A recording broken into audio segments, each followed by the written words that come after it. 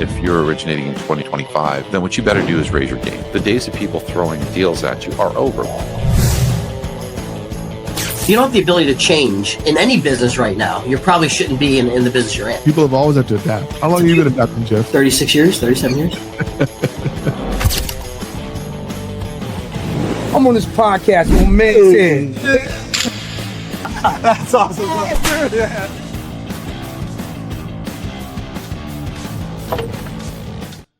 All right, everybody. Welcome back to another edition of Laugh Let It Eat the podcast. And I'm not going to lie to my audience here. We've had an amazing time getting the show recorded because you know who is back. I'm a disruptor, Fobby. You should know that by now. It's like an Eminem song. You know what I mean? Isn't it like an Eminem song? Like, look who's back.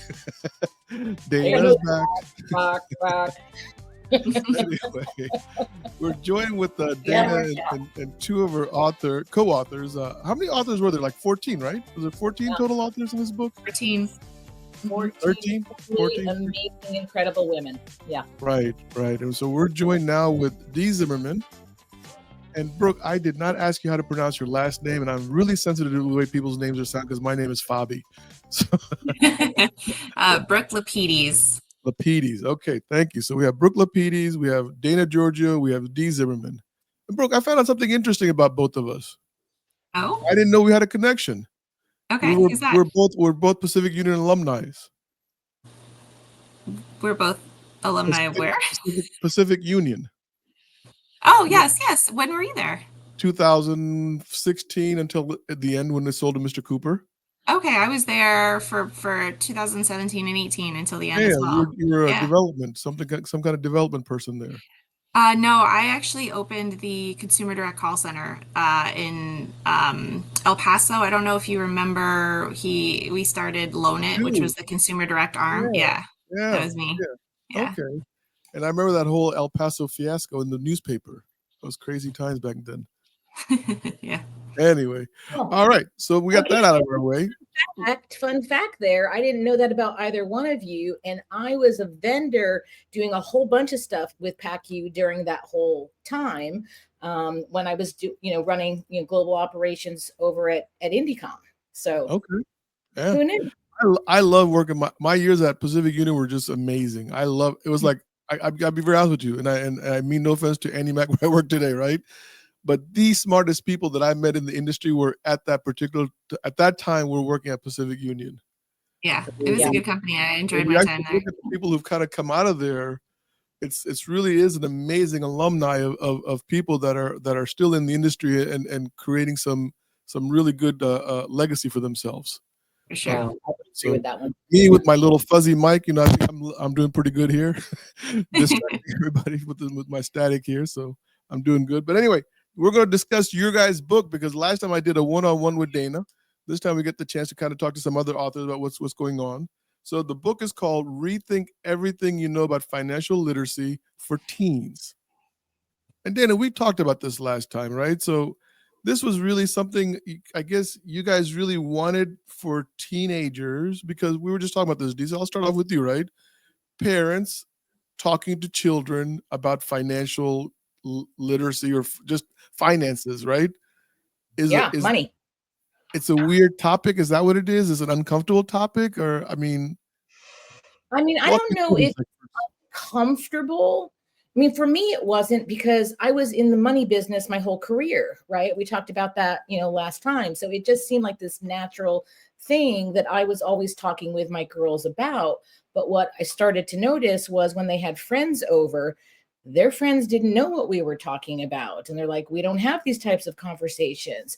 So I don't know if it's uncomfortable or if sometimes parents don't feel confident in their own finances, that they feel like they should be, making sure that their kids, but, the basics are easy. Like, the cautionary tales about credit cards, how things can go awry there, savings and investments. So yeah, I don't really know what the hang up is, honestly, about parents. Maybe we should do like some type of Gallup poll or something, Brooke. I think we can just ask Dee. I mean, you're the in-house expert at this time. Yeah. working with the parents. Exactly. Yeah. And Dana, you hit it. And I'm just going to expand upon that. Of course, I have a segment, I guess, of the population. They are parents who do not feel confident in their finances. And so that's why I'm working with them. But I think it's a majority.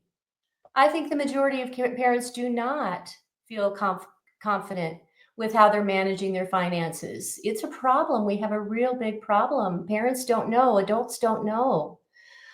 Some of the basic stuff that's even easy, right? And there's so much pressure to do it differently, marketing and so forth. And we get caught up and we get behind and we get buried and we don't know how to get out and so forth. So yeah, I would say in the majority of cases, it's just that the parents don't have those competencies and they're learning it. And when they are in a situation where they're learning it and being really proactive, like working with me, then we start talking about the kids. Yeah, that's pretty. They come up and they say, I want to share this with my kids. I want them to have it different than I did because I never got it. Yeah. So Brooke, you actually took this a little bit further because you had another book, Financial Fun from A to Z. Mm-hmm. That's right. So that one actually came out first. So that one came out in April of last year, 2024. And it's for little kids because I have an almost 4-year-old. And my husband is a chemist by trade. And so when we were, pregnant for our gifts when my son was little, people got us, we have every single science book for babies, organic chemistry for babies and computer science for babies and robotics for babies. And one day I was like, we have all of these science books, but why don't we have a single mortgage book for babies or just, finances in general? So I started looking online and there are a lot in this space, but I just couldn't find exactly what I was looking for, which was it's an A to Z book. And I just wanted him to have familiarity from a very early age with a lot of, words and concepts. I didn't want him to be 15 and to not truly know what a mortgage was or what that meant. So that book came out first. And then through that book, Dana and I connected actually through LinkedIn, and we started talking about how it'd be great. Because a lot of people said to me hey, this is great, but my kids are older now. I've got teenagers or my kids are about to go to college. And are you going to do anything for that age group? And that's kind of how this idea started. Wow. So that's what I was looking at. It was like that. There was seemed like this evolution, right? So you did you're the 4 to 5-year-old kids, right? And then obviously the teenagers. I mean, guys, the follow-up question, right? It's really simple. Are we going to do one for college kids? Or hey, if you're 58 like Fobby and you still haven't figured it out, is there a book coming out for that guy? I've been sending the book to all of my clients, whether they have kids or not. And because I think that the chapters are very direct, very entertaining and rich. And as I mentioned, so many people need to start with the simple stuff. Yeah. And actually it's pretty comprehensive. It's not just simple. I mean, it's pretty if you knew all that, if you read it and you followed it, you'd be good. You'd be in good shape. So I want my clients who are 58 to read it as well. So I know me and Dana, last time we talked about this, Dana, was that you wrote your chapter about checking accounts, and that floored me. I mean, I like all the chapters, right? I was skimming through. I was like, she actually just wrote a whole thing about a checking account, something I probably would never have thought about if I was actually tackling a financial literacy book, right? Because in my mind, Brooke, I'm thinking everybody knows a checking account. Everybody's got a debit card. I know.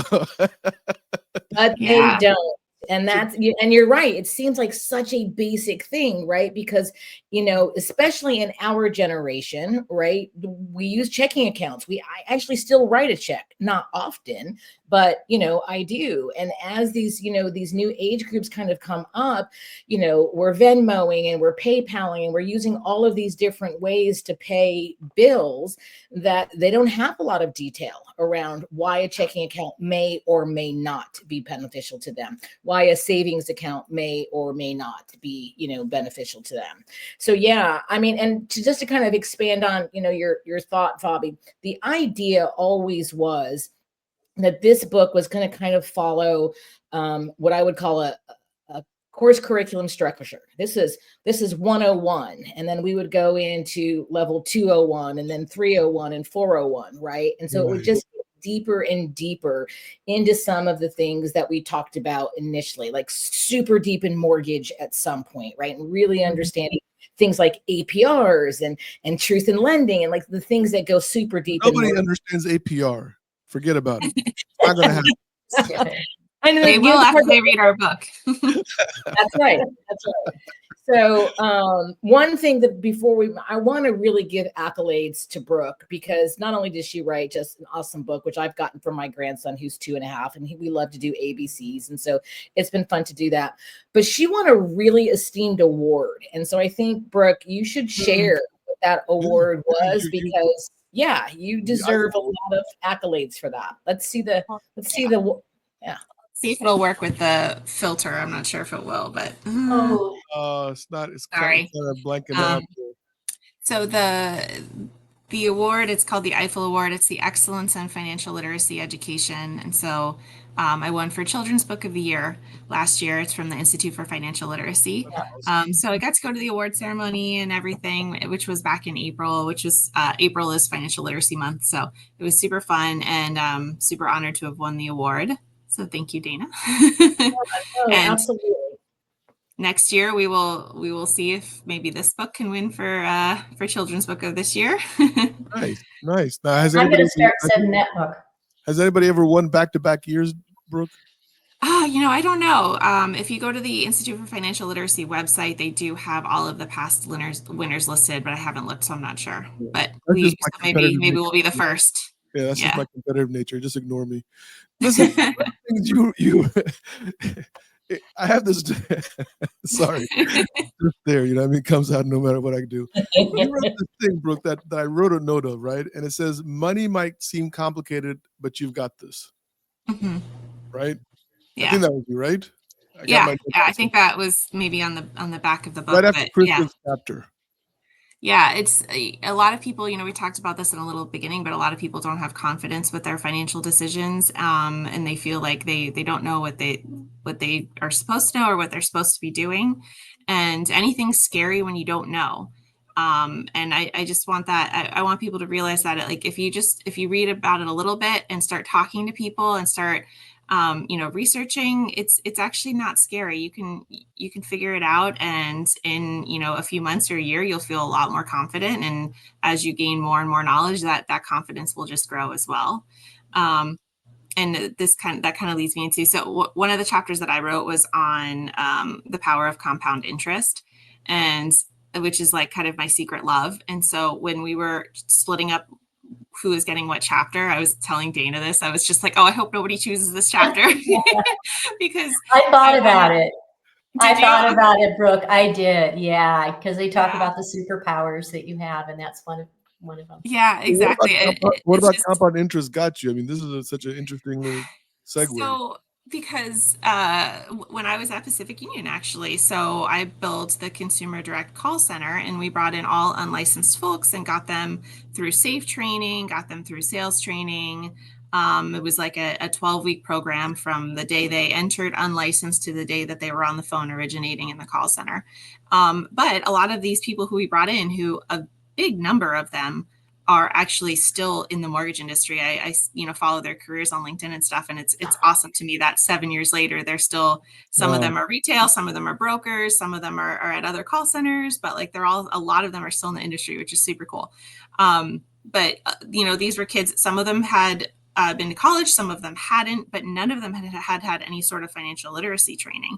And when you're talking to people on the phone about their mortgage, you need to have a much more well-rounded, ability to have a much more well-rounded conversation. You can't just only focus on their mortgage. You need to be able to talk to them about their savings and their credit card debt and just, their entire financial picture.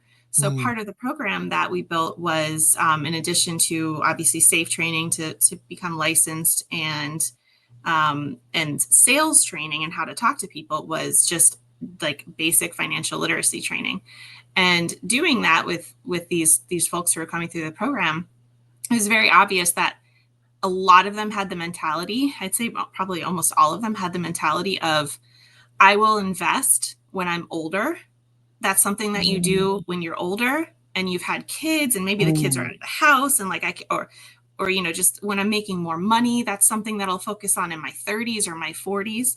And so I really enjoyed like impressing upon them how important it was to start like today. Start as soon as you can. The best time to start is 20 years ago, and if you can't do that, then the next best time is to start right now. Yeah, that makes so much And sense. just like showing them, the charts and the numbers, and like how if you start today and then completely stop investing in 20 years and somebody else starts in 20 years and goes for 40 years, you're still going to have more money than them, even though you've invested less overall. Like their minds were blown. And so it's just like something that I really enjoy talking about with people. So I really wanted that chapter, and luckily none of the other authors claimed it. So I was like, yes. So, Dee, you wrote about needs versus wants. I did.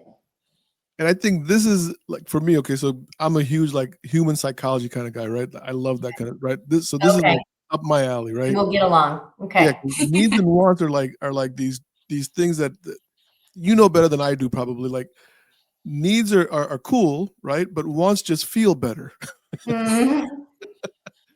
Right? Like I know I need this, but I really want that. Yeah, and you get to make that. You feel like you're making a choice rather than it being forced upon you. Yeah, like an instant gratification. Yeah. Right. So, I mean, how do you tackle something like that with a teenager? I mean, because they're Yeah, doing all sorts of stuff right now. I'm glad you brought it up, because we were talking about all of these, them learning these skills and getting this knowledge from the book. But so much of your success around money is your mindset. And we have mindset information, and we have chapters that focus more on mindset. And that needs versus wants is an example of that. It's got some practical stuff in that, but it's a money mindset thing. And yeah, all the knowledge in the world just won't work unless you think about the psychology around your money. And so that's what it is, that particular chapter. And I think there's some other ones too, but needs versus wants, how to spend wisely, and bringing up some of the perspectives to have and some of the dangers to watch out for. But Dana, Bobby, I think that goes back to what you were talking about initially, right? Is a lot of those need-want conversations aren't being had with, the younger generation by parents, right? So this might be their very first exposure to the idea of a need versus a want, right? Because they've either just gotten everything that they wanted, or that they've assumed everything that they want is a need. But I think there's a bigger issue here, and I got to talk about it, right? Because I think, and it's just not America, right? Because I get to travel a lot, and I get to see different cultures and everything. And I think as a whole, the world has become an instant gratification place. 100%.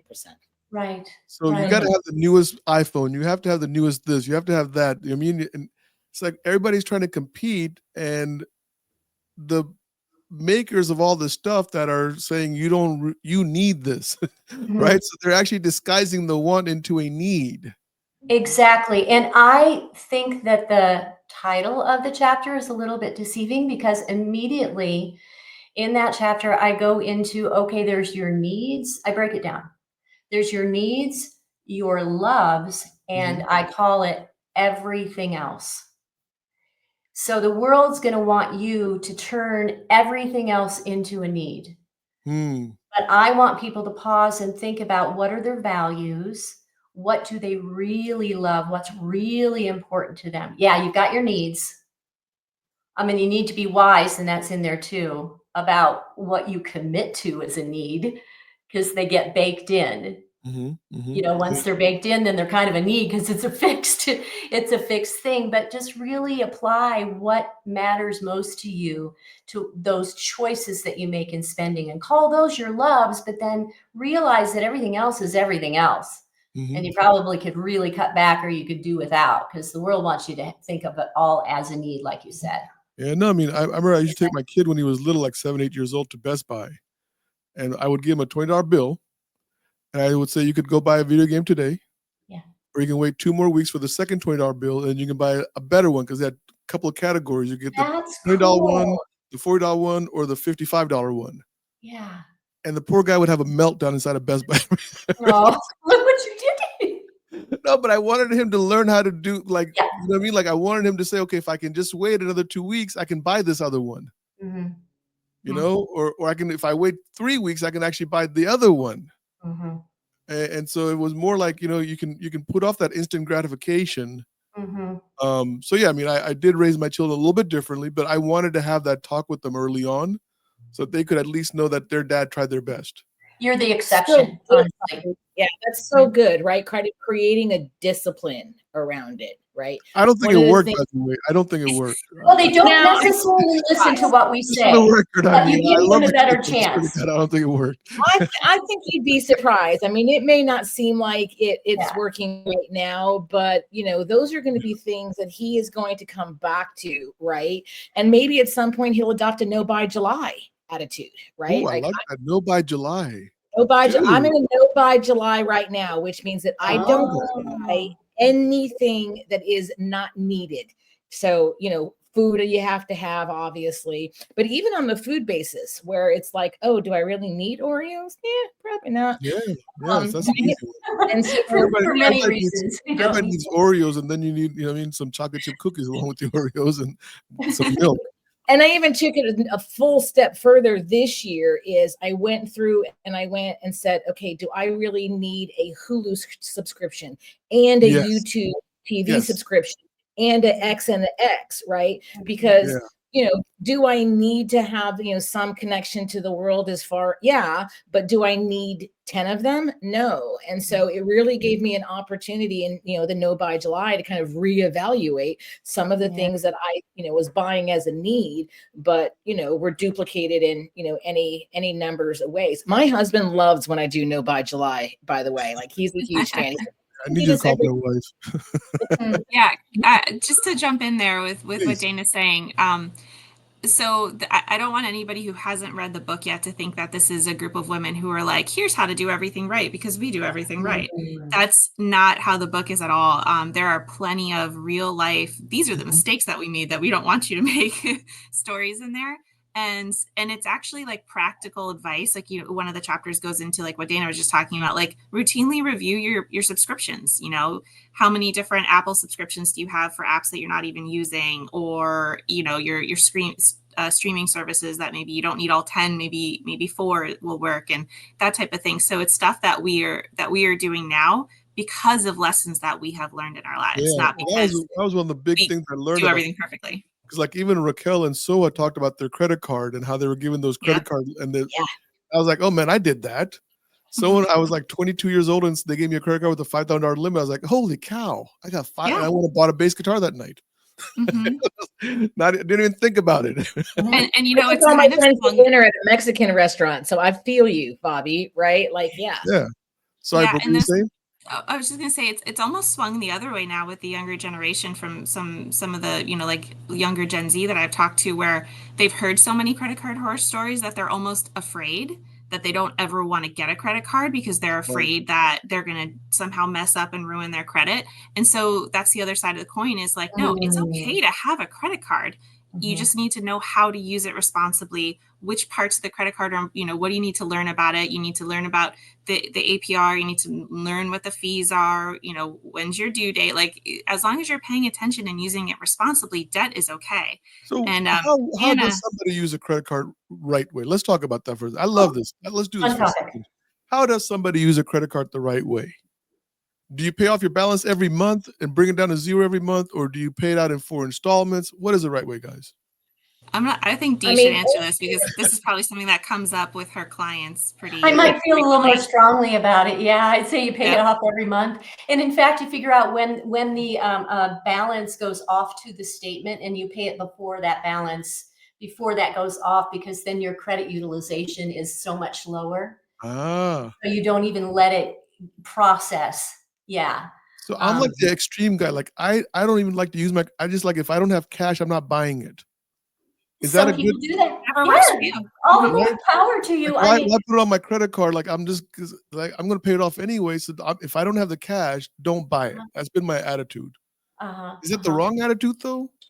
It's No. not wrong, Fobby, but there are components to it that get amplified by using credit, right? And so if you never use your credit, one, you're at risk of losing it, right? At some point, your credit card companies are going to be like, dude, like you're not using this, we're not giving you anymore, right? And then it gets shut down, and that can have a negative impact on your credit score, right? It does So seem I like it is just the world today, like renting an apartment. They're going to look at your credit score, getting a Right. home, manual underwriting. You're not going to get the house if there's a bidding war for it, that kind of thing. Those are the big things that come, and more they're looking for that. And do I like it? No, I wish it weren't that way. I really do. Yeah. I hate the game, but I do feel that it does have to be looked at and respected. Well, and here's another thing that we don't talk about a lot is by utilizing credit. So if you've got the cash to pay it off every single month, by utilizing credit, you can actually gain cash, right? Because you can get cash back, or you can get all of these all different credit cards have different incentives. Some have cash backs, some have airline rewards, like all of these different things that you get by using your credit. So if you're able to, I mean, a couple of years ago, every single bill that Sean and I had in, any given month, I put it on one credit card, and we did that for a year. And that's what we do. We went on a major bomb trip out of all the rewards that we got off, but we paid it off every single month, just like we were paying it out of our checking account. So I think if you are disciplined enough, and it comes back, I think probably to what you were talking about with your son. If you're disciplined enough to do if it. you're not, yeah, it's almost like being an alcoholic. You don't have a drink. So If you can't, people are playing the game with the cash rewards, miles travel. I get that. And, we get it too, but they are losing the game. I mean, I guess mine goes back to the 2008 debacle, Brooke, when everything shut down in the mortgage business and everything was it was just falling apart. I mean, it was crazy, right? And I remember, I'll never forget, the Chase credit card guy called me up and said, "Mr. Naghmi, you haven't paid your bill in 2 months. Is there a problem?" I said, "Of course there's a problem. I paid you perfectly for 17 years. Don't you think I'd be paying you if I had the money to pay you?" And there was this silence on the line. The guy didn't, no one had actually said that to him. Help me out. What can you do for me to help me make my payments? Can you give me a job? Yeah. Right? But I was honest with the guy. If I had the money, I'd make the payments. And maybe that's the fear that I'm still living in, is that, I don't want to ever end up in that position again. Yeah. Well, circumstances creates fear for sure, right? Can create positive or negative. And so I could absolutely see, I went through that same financial, crisis and, had similar situations. And I had a lot of colleagues that were living way above. Yes. Right. And then I had some that were living, as they should, or even below. And so they never missed a trip. Right. Which was great. The challenge again is understanding your financial picture enough to be prepared for situations that may never come. But if they do, you've got yourself covered. And that's, again, discipline and understanding financial. Yeah. Right. And building financial resiliency for life happens all the time. Yeah. And so that credit card is not your financial resiliency. Brooke, when are the kids old enough to start talking about this? Oh, I think, as soon as they can talk. So, that's why I did the first book. Is my son and I read it together, and he's like, "Mommy, I want to read Mommy's book." And so we read it together, and he learns these terms so that when he hears them out and about in the world, he knows what it means. But I have a partner. I do partnerships for mortgage here at Meridian Link, and one of my partners and I were talking about this same topic. And she's got, I think she said that she started with her kids when they were about 4 or 5, where she started with an allowance. And I loved her idea so much that I think we're going to incorporate it. But if the allowance is $5, then $1 goes to savings, $3 is something that they can spend or keep to spend later, and then they give $1 to charity. It's the kids' choice. And I thought that was so great. And so even at that young of an age, they are learning that I earned this $5 from my hard work, from my chores, or, whatever I had to do. But I don't just spend all $5. There are different buckets that money goes into. So I think that you can start at a very young age. Right. I think Yeah. that word you just used is pretty cool, buckets. Because I think we don't, at least I wasn't taught life as buckets, right? It was like, hey, you have to save, you have to spend, you got to get a wife, you got to do this, you got to get a house, and it's like all these things are coming at you, and then you're like going through life, and you're just like, like, you know what I mean? I'm supposed to be a musician. What happened? Like, I'm not supposed to have any responsibilities. They didn't teach That's you a this conversation I have with my around 24-year-old on any given day. I don't want the responsibility. Well, too bad. But I mean, like, no one talks about buckets, right? Like, hey, Fobby, there's a savings account bucket, there's a needs bucket, there's a wants bucket, there's a charity bucket, which is amazing, Brooke. I love that idea, by the way. I love that. Yeah. And so there's these buckets that I think we should be talking about, and maybe that's a nicer way to explain it to the children if you use the word buckets or something like that. Well, it's a visualization, right, Brooke? I mean, the kid can visualize actually putting dollars in a physical bucket. You could even set it up visually that way for them. Yeah, I use it all the time, and there are some banks that actually have buckets. You can set up buckets, and they're called buckets within one account. Yeah. I actually do that for myself personally. In my bank, I have separate, free checking accounts that I use. I have one for vacation. We have an investment property one that everything runs through that account. Just for me, I like to be able to visualize it. And when my paycheck comes in, it gets split up a certain way. So I think a lot of people are visual learners, and it works for me. And I think it works for kids too. Yeah. And it's the discipline of it too, right? Because just because you have it, you have to stay disciplined to it. One of the things that my dad taught me really early on was, you get your paycheck, right? And I'm a tither. I believe in tithing. So, I put my tithe in, but then the very next person that I pay is myself. And it was radically eye-opening how I would get to the very end of, the last dollar, and I still had the dollars to pay who I needed to. Whereas if I reversed it, somehow I never had my own money to save. And so, goes my tithe, myself, and my bills. That's the order. It's amazing when you don't spend your full amount, everything is still enough. And I'm just thinking in my head, like, when I cancel certain subscriptions, I don't miss any TV shows. I'm still just as brain dead when I'm watching it on Saturday afternoon. Yeah. It's not like, oh my God, I needed Hulu. I needed that to kill my brain so I could take a nap on Saturday afternoon. So one last question I have for you guys. Okay. If a teen reads your book, everybody can be different, right? What's the one thing you want them walking away with 5 years from today? Have you guys thought about that? Or Brooke, you're shaking mine goes back to what I was saying before. I hope that they have 5 years worth of investing. Compound interest, right? Yes. That's the one thing I'm going to remember about Brooke from every time I meet her. I'm going to say compound interest, Brooke. Got it. It's the eighth wonder of the world. I think I'm going to say confidence. Okay. I think I want them to walk away with confidence, because what comes with confidence is confidence in yourself that you can do it. And if you have that confidence, then I think they will be proactive and intentional and continue to learn more and then make wise choices. So nice. Dee, what do you think, Dana? I think for me, I love the C's that we got going on here is curious, right? Like, I want them to stay curious about money and keep learning about it and talking and wanting to share it. Like, I hope every, teen that reads that book says, man, and maybe they didn't read it. Maybe they just use the videos, QRs in it, but they say to someone that they know, man, I just learned something. You probably should know it. Right. And so just to keep curious. Curiosity. I love that. So we got compound interest, confident, and curious. Yeah. The 3 C's of rethink everything you know. I like that, guys. It's fun to see it, Dana. Yeah.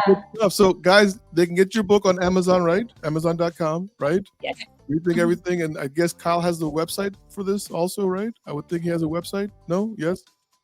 There is something that's in the works with the overall Rethink series. One of the other things is we're getting ready to record the audio version of the book.